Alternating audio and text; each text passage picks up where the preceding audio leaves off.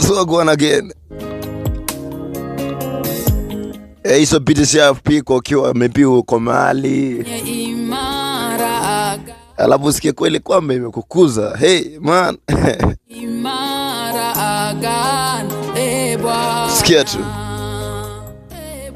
Sikia tu.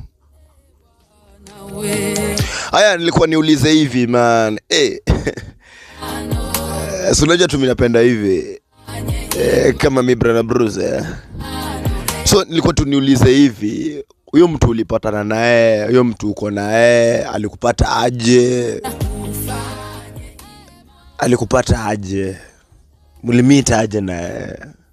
You know, kwa hizi ma relationship man, sometimes una meet na mtu ukiwa in another condition, lani hauna any, like you're stranded, but you still have got small feelings about someone, like you need to love again. Tu hauna kitu lakini unafaa upende, si ndio? And then there's this time, like you've got everything. You've got your own car, your own bike, your own money, your own happiness. And then you met with someone.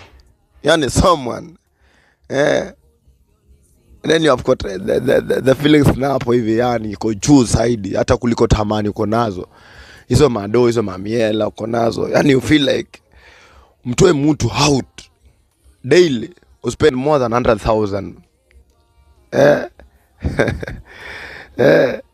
So kulikuwa na hiki kitu, huyo mtu anakupata ukiwa na hela. Uko sure anakupenda ama anapenda pesa yako? Uko sure anakuona ama anaona magari zako? Haya iko hivi. Wewe umepatana kwa kazi ama mko mahali, mko mbali, you're in a standard living, ushapeleka nyumbani. Anajuaje kwenu ni ushago, kuna matope, kuna marode, tarmac road, ni mamawe. There is a guy again, patana mtu, like the way you are, hauna anything. Like you're just a hustler man. Alafu mtu akubali akae na wewe. Akae na wewe kabisa. Ya kuna kitu nimekaa nikafikiria yo mtu wako huyo. Yo mpata naye ukiwa situation bad.